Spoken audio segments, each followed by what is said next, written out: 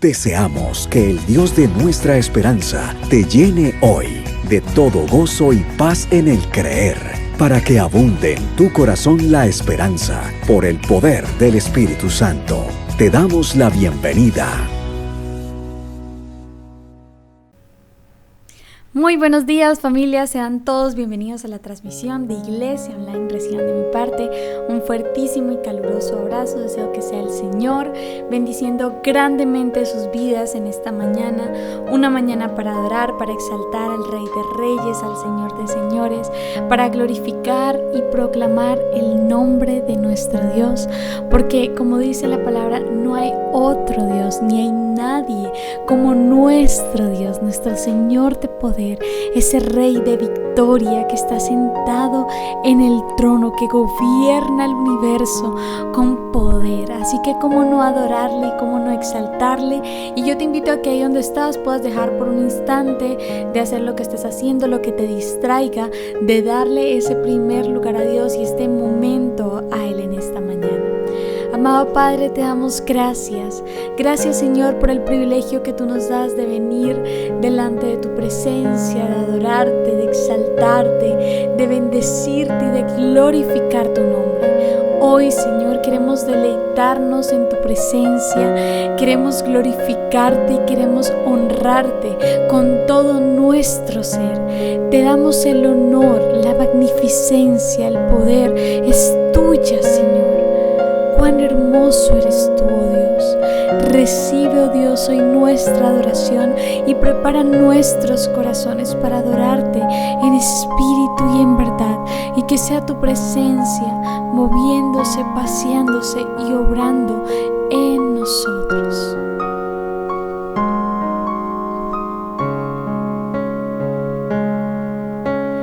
Vengo a postrarme ante ti. Quiero contemplar tu majestad. Palabras no podrán expresar mi corazón. Jamás podré callar mi amor por ti. Tú eres Rey, tú eres Dios, eres infinito, eterno amor. Tú eres Rey, tú eres Dios, solo tú eres digno de gloria y honor.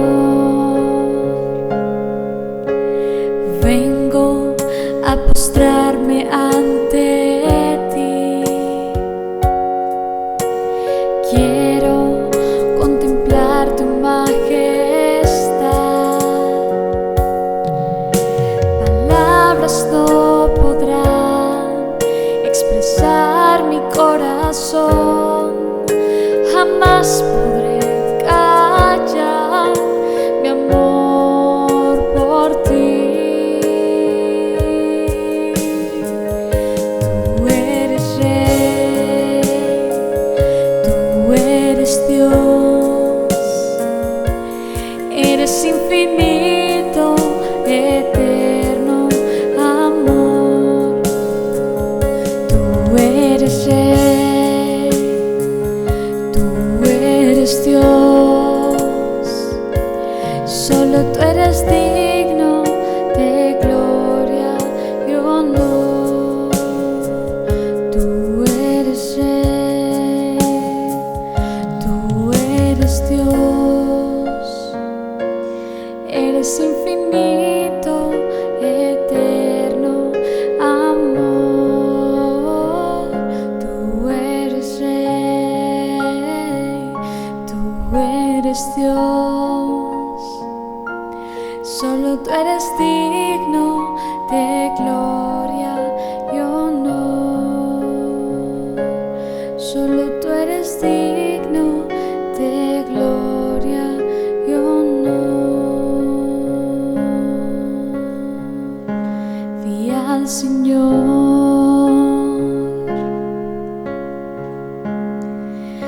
en su trono está,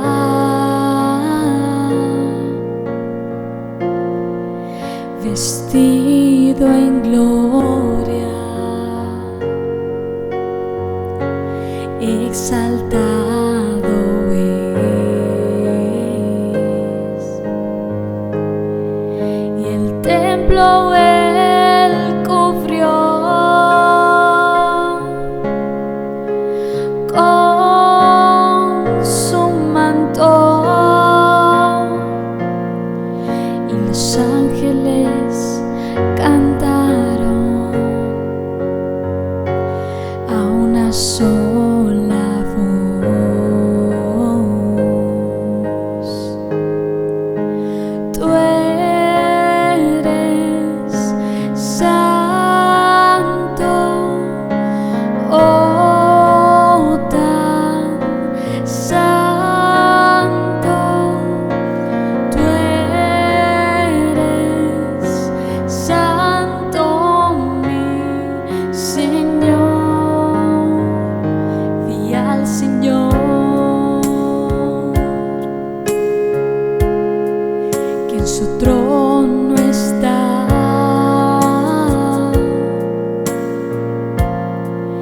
vestido en gloria, exaltado es, y el templo él cubrió con su manto, y los ángeles cantaron a una sola voz: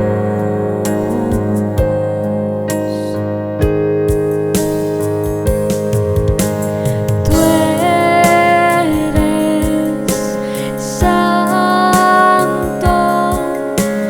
oh tan santo,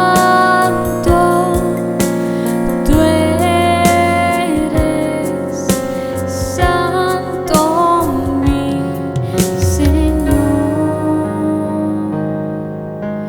Tú eres santo, oh tan santo, tú eres santo, mi Señor.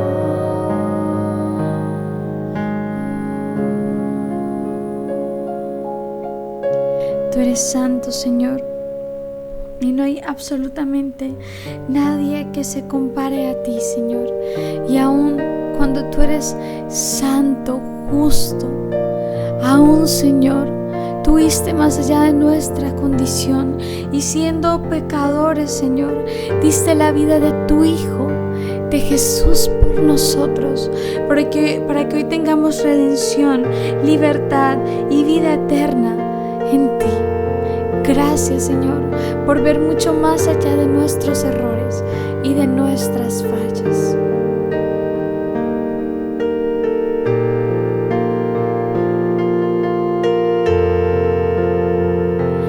No entiendo cómo, siendo un pecador, fuiste a la cruz por mí, lo entregaste todo, no te reservaste nada.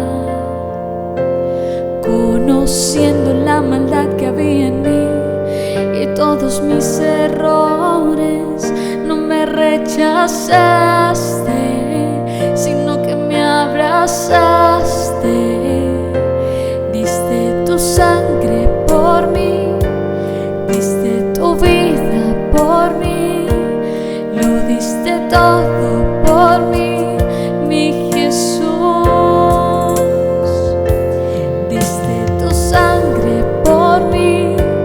Diste tu vida por mí, lo diste todo por mí, mi Jesús,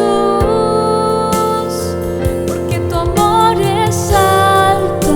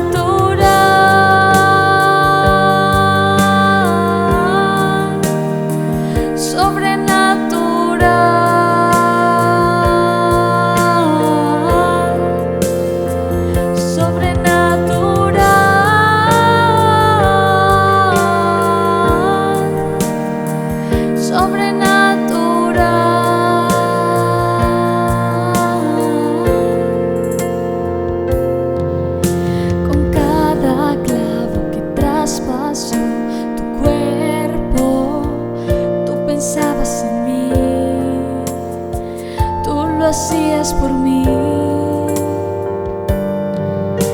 Con cada espina que traspasó tu cuerpo, tú pensabas en mí, tú lo hacías por mí. Con cada clavo que traspasó tu cuerpo, tú lo hacías por mí, tú pensabas en mí.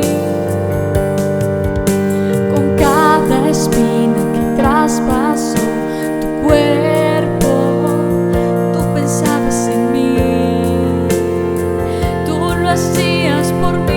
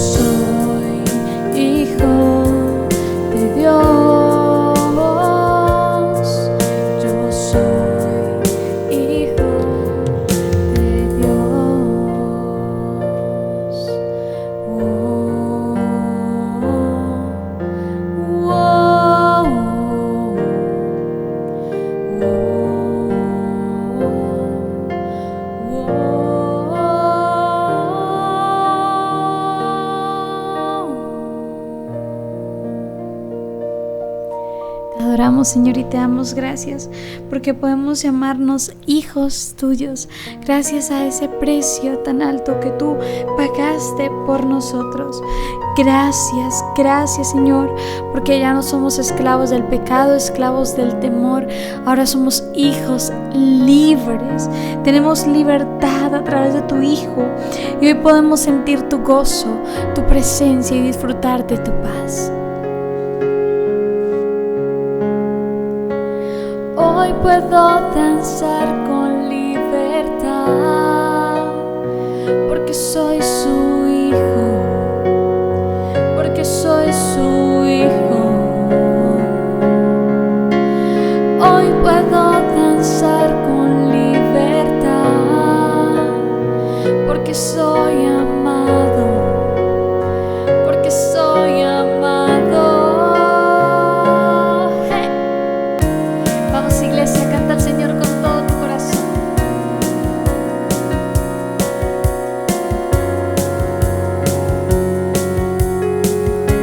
Podemos sentir tu gozo, podemos sentir tu río.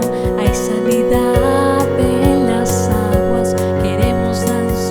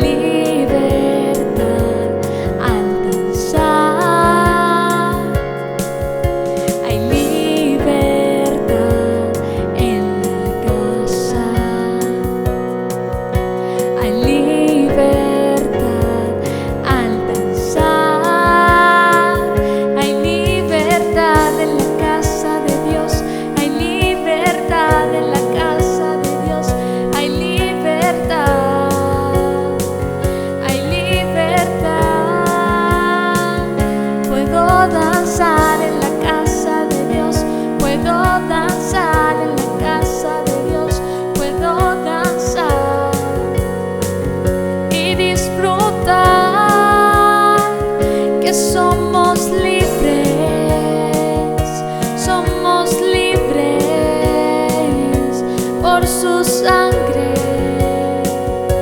libre soy, que somos libres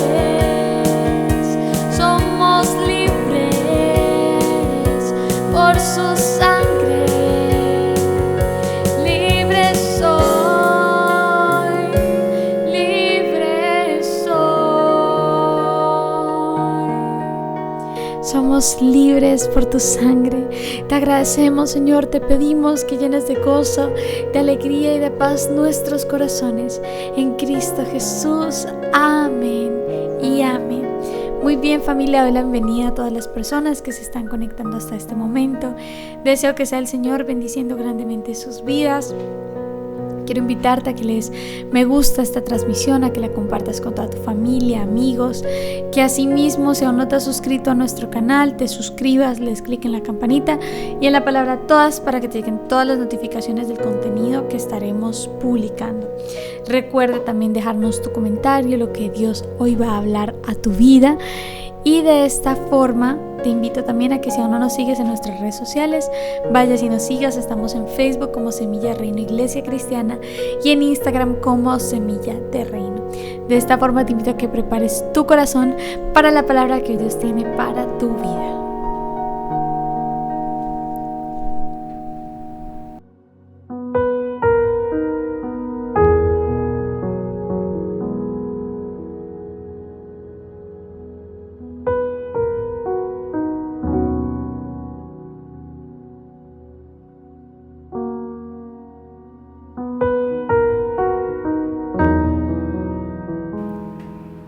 Iglesia, muy buenos días, sean bienvenidos. Ha llegado el momento del mensaje de la palabra de Dios y hoy tengo el privilegio de poder compartírselos a todos ustedes. Mi nombre es Andrés Rojas y quiero invitarte a que dispongamos nuestro corazón, a que cierres tus ojos y que le pidamos a Dios por medio de su Espíritu Santo para que nos dé entendimiento y podamos ser edificados por medio de su palabra. Así que te invito a que cierres tus ojos, vamos a orar. Amado Padre, te damos gracias por tu amor, por tu misericordia. Te pedimos, Señor, que seas tú obrando en esta mañana en nuestro corazón, que seas tú acompañándonos, que me uses como instrumento de bendición para poder predicar de la mejor forma, con palabras prudentes, que no sean mis labios los que hablen, sino que tú hables a través de mí, Señor. Que tu palabra nos confronte, nos exhorte, nos edifique y también nos consuele, Señor. Gracias por este tiempo, nos sentimos privilegiados y que podamos salir edificados cuando terminemos toda esta reunión. Te alabamos, te bendecimos y disponemos nuestro corazón en el nombre de Cristo Jesús. Amén y amén. Muy bien, familia. Yo he titulado el mensaje de esta mañana La fuente de la verdadera vida. La fuente de la verdadera vida. Y es que vivimos en una época o en una generación donde muchas voces a través ya sea de las redes sociales, de amigos, de personas, nos hablan de Dios, ¿sí? De espiritualidad, de fe, ¿sí? Encontramos, más que todo en las redes sociales o en el internet, podemos encontrar contenido bíblico muy bueno, pero también contenido muy malo que puede generar confusión, que puede llegar a aún desviarnos de las sanas enseñanzas de la palabra de Dios. Cada cierto tiempo sale un pastor, un predicador hablando una herejía y una persona que no tenga un conocimiento bíblico básico puede ser confundido y arrastrado a esas falsas enseñanzas. Lo he visto a lo largo de mi ministerio y es triste que por causa del desconocimiento, de la ignorancia del pueblo de Dios por no leer la palabra, terminan desviándose y creyendo una enseñanza errada. En esta mañana vamos a empezar un estudio y es la primera carta de Juan, ¿sí? Que es muy parecido, o por lo menos el contexto que nos plantea, o como Juan aborda su primera carta, es muy parecido a lo que estamos viviendo hoy. Una iglesia que se encuentra confundida, se han levantado falsos maestros, hablo de esa época, donde Juan empieza a hablar y a enseñar quién era Jesús, quién era Cristo, y él como testigo ocular que lo pudo tocar, palpar, contemplar, pues escribe a esta iglesia para decir que Cristo es real, que no es una aparición, que no es un espíritu, sino que fue un hombre, fue Dios que se hizo carne y anduvo entre nosotros y tuvo las luchas que podemos tener todos los seres humanos. Fue tentado, tuvo hambre, tuvo sed, tuvo sueño. Entonces, básicamente eso es lo que el apóstol Juan quiere transmitir a una iglesia que se encontraba confundida porque se habían levantado falsos maestros enseñando falsas enseñanzas, ¿sí? Y a lo largo de por lo menos de estas 3 cartas que vamos a empezar a estudiar, comenzamos con la primera, va a haber un hilo conductor, ¿sí? O hay algo que están relacionadas entre sí. Y si las analizamos en conjunto, encontraremos 3 grandes temas, y es la verdad que debemos nosotros vivir como creyentes, la verdad que debemos proteger con nuestro testimonio, con nuestra fe, ¿sí? No permitir que lleguen falsas enseñanzas, sino que nosotros seamos también defensores de lo que creemos, de la sana doctrina. Y la última es la verdad que debemos practicar. Ese conocimiento que adquirimos en la palabra debemos llevarlo a la práctica y poder reflejar el amor de Dios a todas las demás personas y llevar también su evangelio de salvación a todas las personas que se encuentran en este mundo inmerso en la oscuridad. Así que acompáñame a la primera carta del apóstol Juan. Vamos a leer el capítulo 1 y vamos a leer los versículos 1 al 4. Dice la palabra de Dios: lo que era desde el principio, lo que hemos oído, lo que hemos visto con nuestros ojos, lo que hemos contemplado y palparon nuestras manos tocante al verbo de vida, porque la vida fue manifestada y la hemos visto y testificamos y anunciamos la vida eterna, la cual estaba con el Padre y se nos manifestó. Lo que hemos visto y oído, eso os anunciamos, para que también vosotros tengáis comunión con nosotros, y nuestra comunión verdaderamente es con el Padre y con su Hijo Jesucristo. Estas cosas os escribimos para que vuestro gozo sea cumplido. Amén. Muy bien, para entender la primera carta de Juan debemos quitarnos las gafas del siglo XXI y ponernos las sandalias de un creyente de Éfeso a finales del primer siglo, porque aquí Juan le está escribiendo a una iglesia que se encontraba en Éfeso, una de las ciudades más importantes en ese momento, donde había una iglesia grande, ya había crecido, ¿sí? Y es necesario que sepamos también un poco de lo que estaba pasando en ese momento antes de entender de por qué Juan escribe lo que está escribiendo. Después de la destrucción de Jerusalén en el año 70 del primer siglo, que fue profetizado por Jesús en Mateo 24, Éfeso se convirtió en un centro muy importante para el cristianismo, y Juan se trasladó allí, ¿sí? Y ejerció una especie de supervisión apostólica sobre las iglesias de esa región, las famosas 7 iglesias del Apocalipsis. Una de ellas era pues Éfeso. Entonces, no era solo un pastor de una iglesia local, sino que era realmente el referente o el líder espiritual de toda esa zona. Y Juan escribe en medio de una crisis de identidad y de verdad. Éfeso era la sede del templo de Artemisa, una de las 7 maravillas del mundo antiguo, y era un hervidero de magia, de ocultismo, de paganismo, de filosofías griegas, muy parecido a lo que encontramos hoy en día con tantas filosofías mentirosas, ¿sí? Formas de pensar. Ahorita todo el mundo se autopercibe de alguna forma o de alguna manera. Entonces la verdad está siendo atacada, la verdad de la palabra de Dios.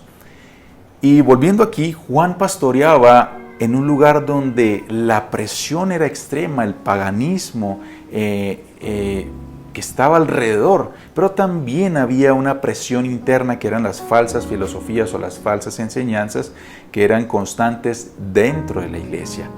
La iglesia ya no era un bebé porque ya habían pasado algunas décadas desde la muerte de Jesús y habían surgido, vuelvo y digo, dentro de la misma iglesia falsos maestros, a los cuales Juan va a llamar en el capítulo 2 anticristos, falsos maestros. Estos eran personas que no eran de afuera, sino eran líderes que habían salido de la misma iglesia, pero que estaban tergiversando la verdad del Evangelio, ¿sí? ¿Y cuál era el veneno o la ideología que estaba permeando la iglesia? Era el gnosticismo, ¿sí? Que gnosticismo viene de gnosis, que es conocimiento. Estos falsos maestros se jactaban de tener un conocimiento superior, ¿sí? Pero sus vidas no mostraban el amor que caracteriza a un verdadero creyente. Eran intelectualmente soberbios, pero espiritualmente estaban secos. Esta gente decía que el espíritu era bueno, ¿sí? Pero la materia o el cuerpo era esencialmente malo.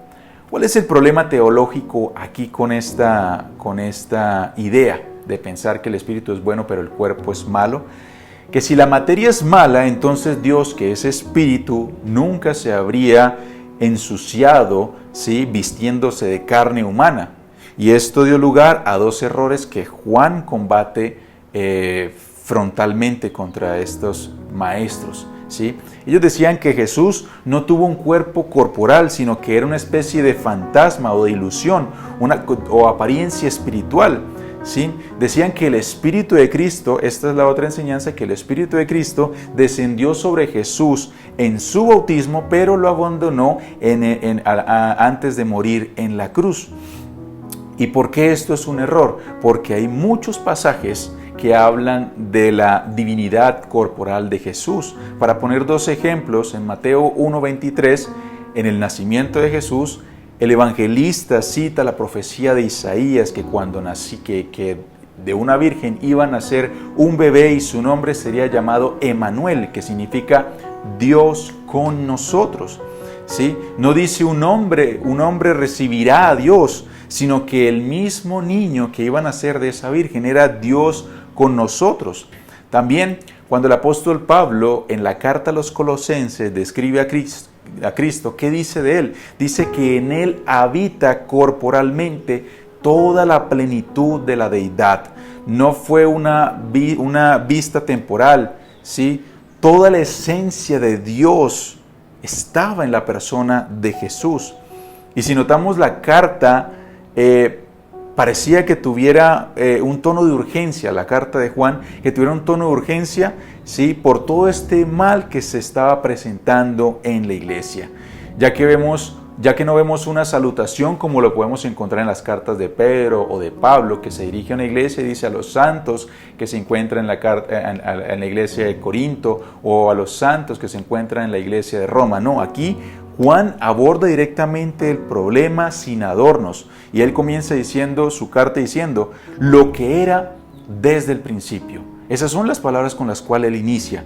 Y Juan comienza haciendo un eco de Génesis capítulo 1:1 y de Juan 1:1, su evangelio, ¿sí? Haciendo referencia no al inicio del ministerio de Jesús, sino a su eternidad, ya que Cristo es eterno y no creado. Y Juan no comienza exponiendo una idea o una filosofía o una doctrina. Él comienza hablando de una persona. Comienza con una progresión sensorial, si te das cuenta, de llegar desde el contacto físico, primero desde lo que oímos hasta llegar al contacto físico. Dice lo que hemos oído, lo que hemos visto, lo que hemos contemplado y por último, lo que palparon nuestras manos tocantes al verbo de vida. Lo que Juan experimentó no fue una visión, no fue un fantasma, no fue una idea espiritual, no fue un concepto, no. Juan experimentó una persona a la cual él llama el verbo de vida, hecho carne.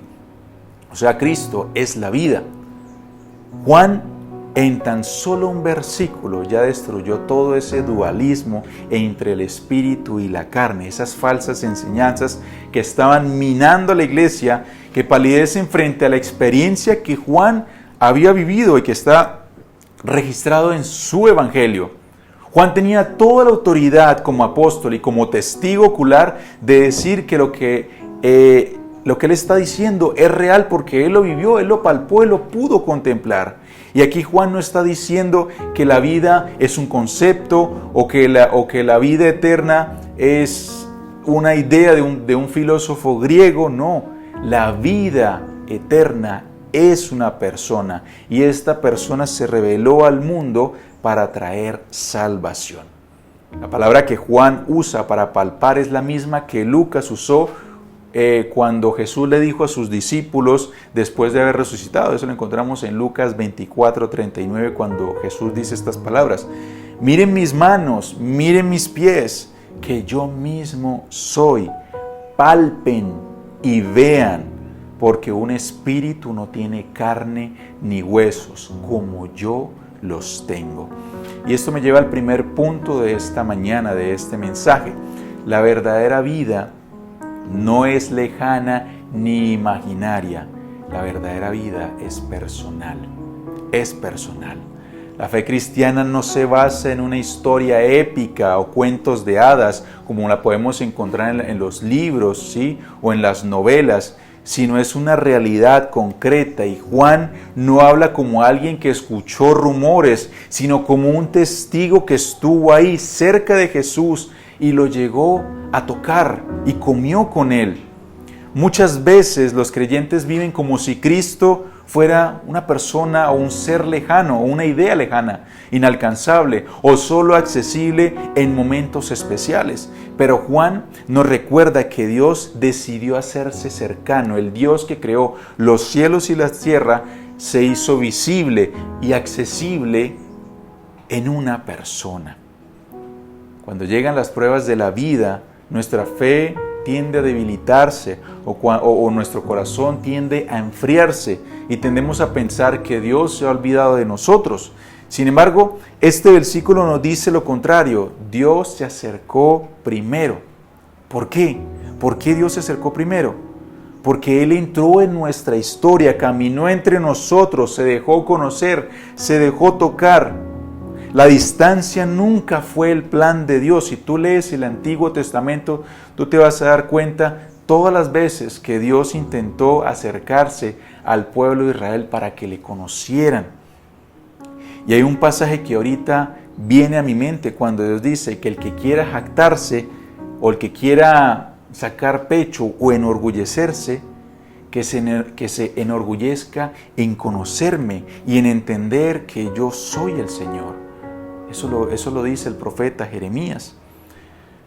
Entonces, la fe verdadera no es solo intelectual. No se trata de saber cosas acerca de Jesús, sino de vivir una relación con Él. ¿Y por qué digo que la fe verdadera no es solamente saber cosas de Jesús? Los fariseos conocían cosas de Jesús. Sabía dónde estaba, con quiénes andaba, qué comía, qué hábitos tenía, ¿sí?, qué estaba diciendo, porque ellos conocían cosas acerca de Jesús, pero ¿con qué propósito? Para matarlo, ¿sí?, para matarlo. Nunca tuvieron una relación real con Él. Una fe que no se vive es una fe muerta y religiosa. Y Juan quiere que la iglesia de ese primer siglo, la iglesia de Éfeso, entienda que la fuente verdadera de vida no está en experiencias místicas nuevas, sino de volver a Cristo que se ha revelado desde el principio. Cristo es la fuente de nuestra fe y cuando nos alejamos de esa fuente, nuestra fe se seca, se marchita y en última instancia esa fe termina muriendo. Pero cuando volvemos a ella, a la fuente de la vida, nuestra fe nace de nuevo, nuestra fe se fortalece, nuestra vida se renueva. En el versículo 2 también vemos otra progresión, es la progresión del testigo. ¿Por qué digo la progresión del testigo? Porque miremos, el primer punto, lo que dice Juan, lo que hemos visto, una experiencia personal, lo que alguien vio, ¿sí? Esa persona que vio, de eso testifica.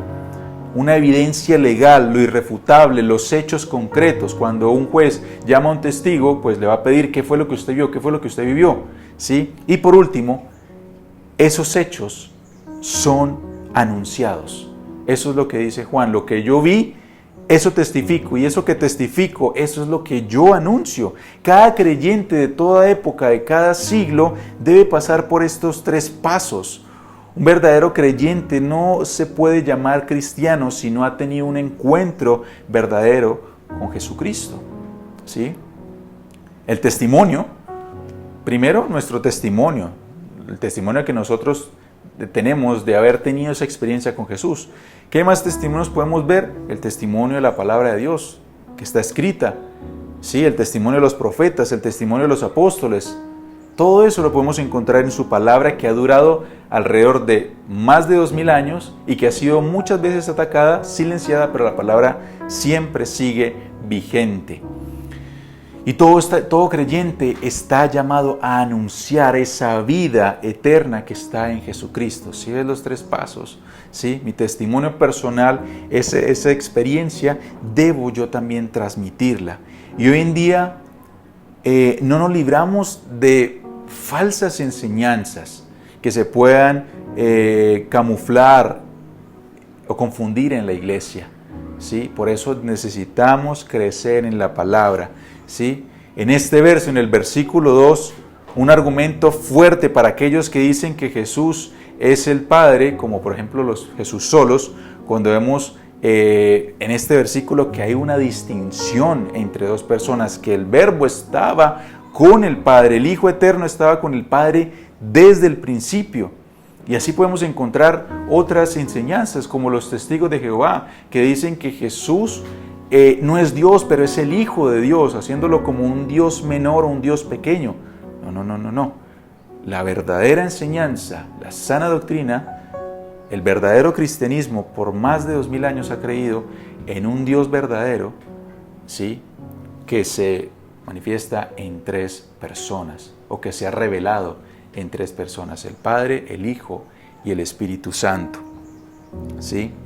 Entonces, ¿qué más dice o qué dijo Jesús en su momento? Jesús es la única persona en toda la historia que ha dicho estas palabras: yo soy la resurrección y la vida, y el que cree en mí vivirá. ¿Acaso un Dios menor puede dar vida?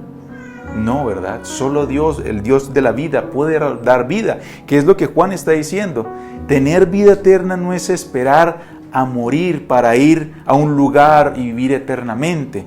La Escritura nos está diciendo aquí por el apóstol Juan que tener vida es poseer a una persona en nuestro corazón, que esa persona habite en nuestro corazón. Si tienes tú a Jesús, que es el verbo de vida, la vida misma, ya tienes la vida eterna latiendo en este presente. La vida eterna no comienza cuando morimos. La vida eterna comienza en el momento que tú crees en Jesús, porque Él es la vida. Y precisamente en estos días he hablado con un pastor, ¿sí?, sobre la importancia de estar siempre buscando a Dios y tener presente y analizar cómo está mi cristianismo. ¿Realmente estoy viviendo una vida cristiana? ¿Realmente estoy leyendo la palabra? ¿Realmente Cristo está en mí? ¿Sí? Entonces, esto me lleva a mi segundo punto. La verdadera vida no es futura. La verdadera vida se revela, porque Cristo se debe revelar en tu vida. Ahora, ¿qué pasa cuando esa vida se nos revela o se nos es revelada? ¿Sí? ¿Qué propósito tiene para nosotros que Cristo se nos revele? Bueno, hay 2 propósitos. El primero, como dice la palabra en nuestro texto, es la comunión los unos con los otros. Y Juan nos enseña que la vida que viene de Dios no se guarda, se comparte. Tú debes compartir lo que has aprendido de Dios con las demás personas, con tus amigos, con tus familiares, con tu pareja, ¿sí? Porque la vida de Dios se debe compartir, las buenas nuevas del Evangelio. Y ese es el propósito, ¿sí? No es solo informar que Cristo vino, murió y resucitó, sino llevar a las personas a una comunión real con esa vida y corregir la idea de que se puede tener una relación con Dios al margen de la iglesia. O sea, yo no necesito de congregarme, de solamente estar los domingos sintonizando YouTube y ver una prédica y creer que estoy bien. No, la palabra nos enseña que nosotros debemos congregarnos con nuestros hermanos, porque Juan dejó claro que la comunión con Dios no es solo vertical, sino también horizontal. Cuando me refiero a la vertical es mi relación hacia arriba con Dios, y mi comunión horizontal es con mi prójimo, con mis hermanos. La fe cristiana nunca fue diseñada para vivirse en soledad.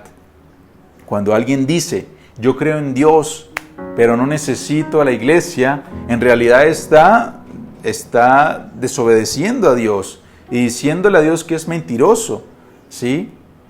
Cuando Dios nos invita que debemos congregarnos, aprender, porque en la iglesia somos edificados, ¿sí? Conocemos nuevos hermanos, vamos alimentando todos en la fe, vamos caminando ese camino de la vida, ese camino de fe que tenemos que correr, esa carrera de la fe, como la llama el apóstol Pablo.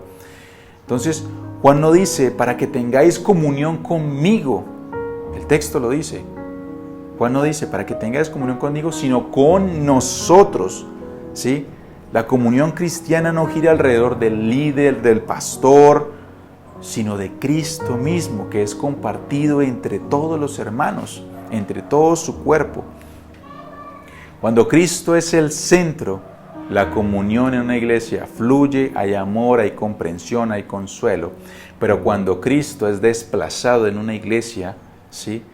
Esa comunión se rompe, hay división, envidias, chisme y toda clase de males que buscan destruir a una iglesia. Básicamente, una iglesia que no tenga a Cristo es un club social, Y Juan nos dice que la verdadera comunión no es solo compañerismo social, no se trata solo de estar juntos porque sí, sino de practicar juntos la vida de piedad, la vida de Dios, una vida abnegada, una vida espiritual de oración.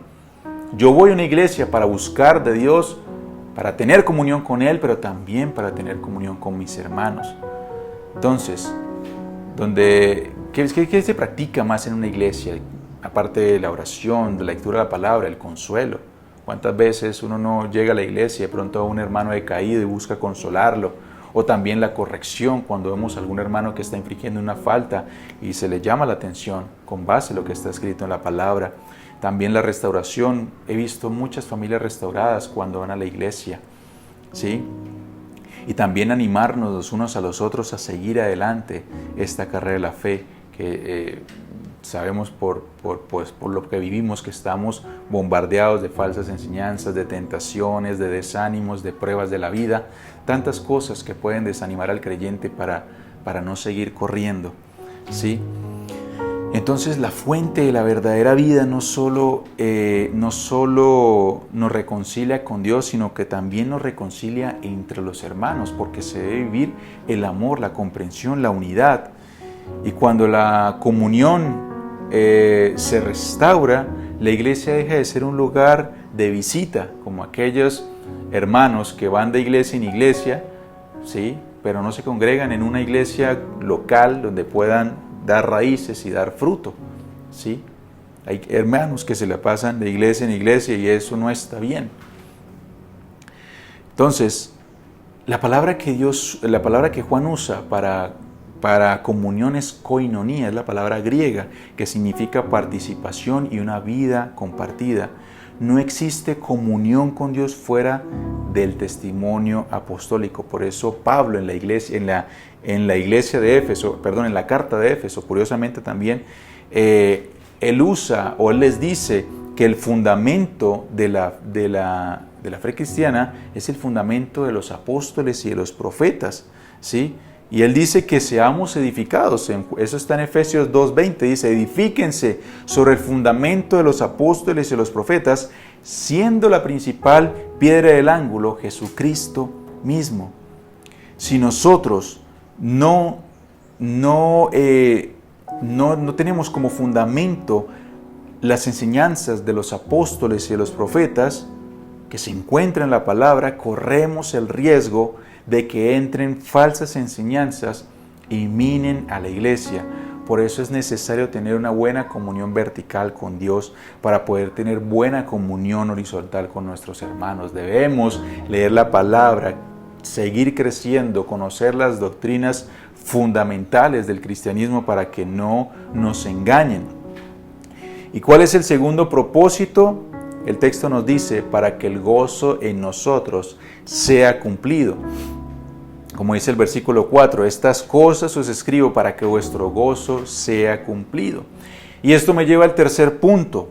La verdadera vida debe producir un gozo verdadero.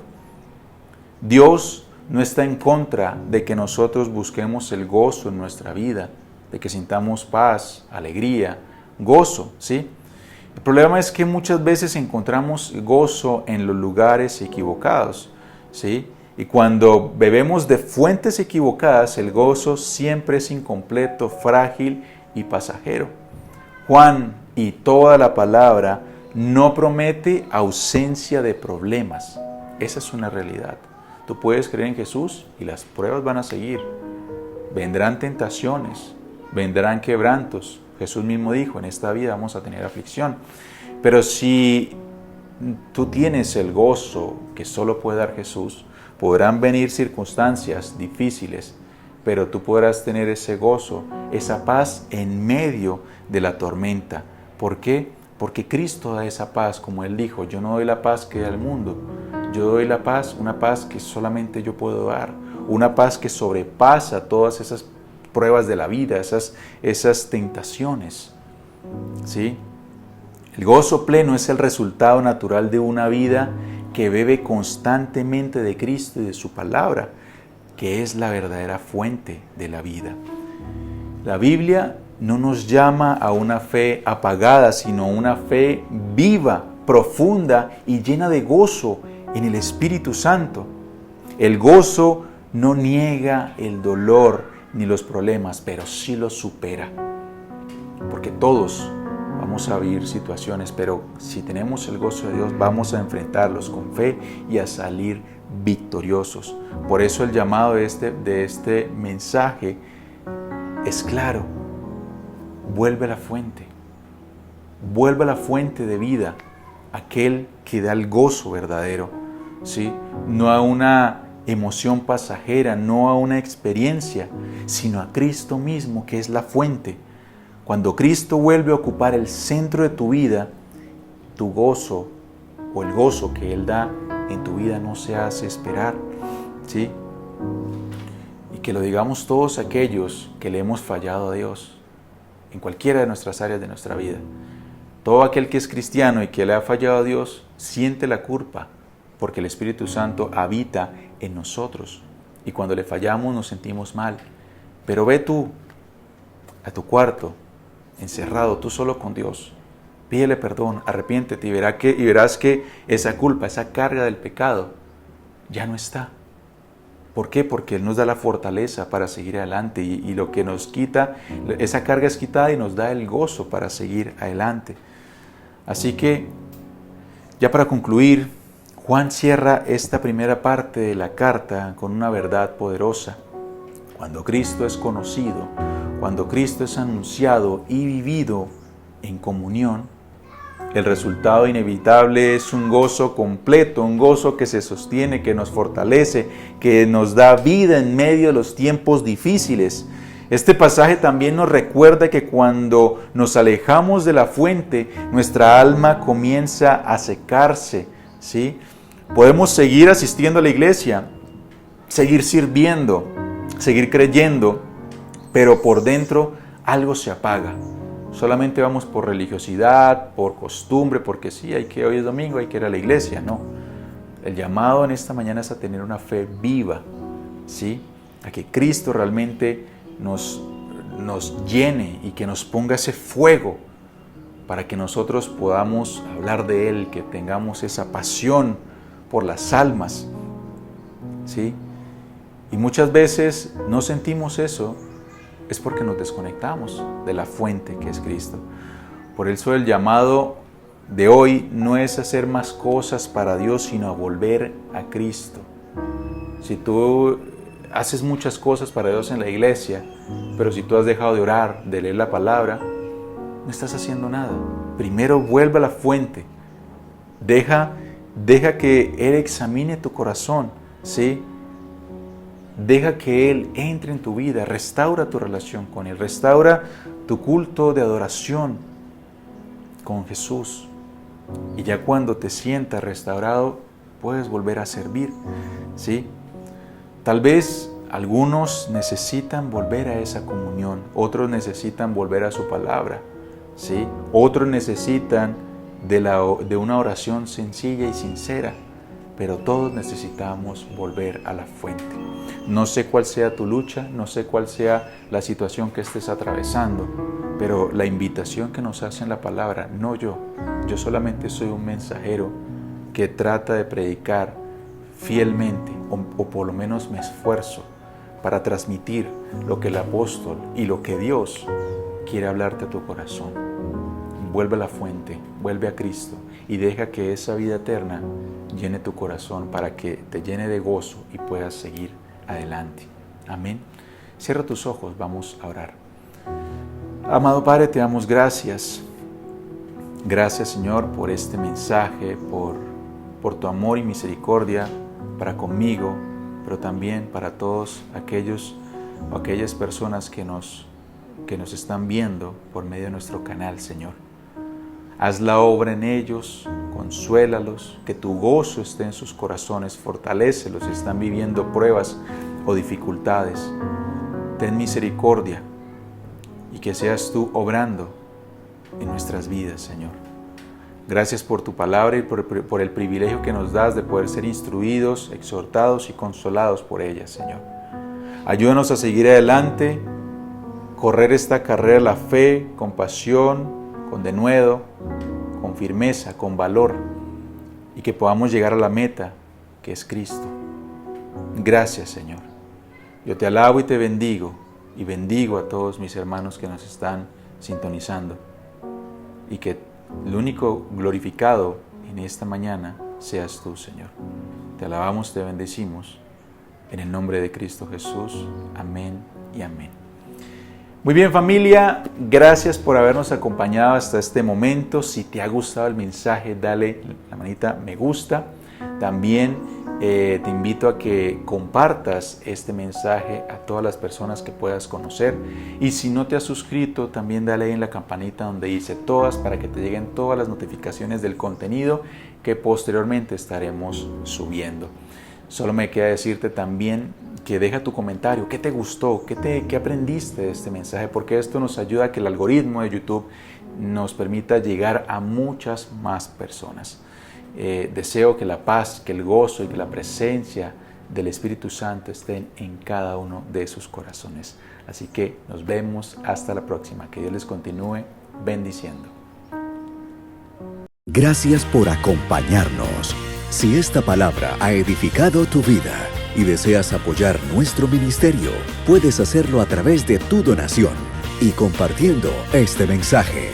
Recuerda seguirnos en nuestras redes sociales y adquieras más conocimiento de la palabra de Dios.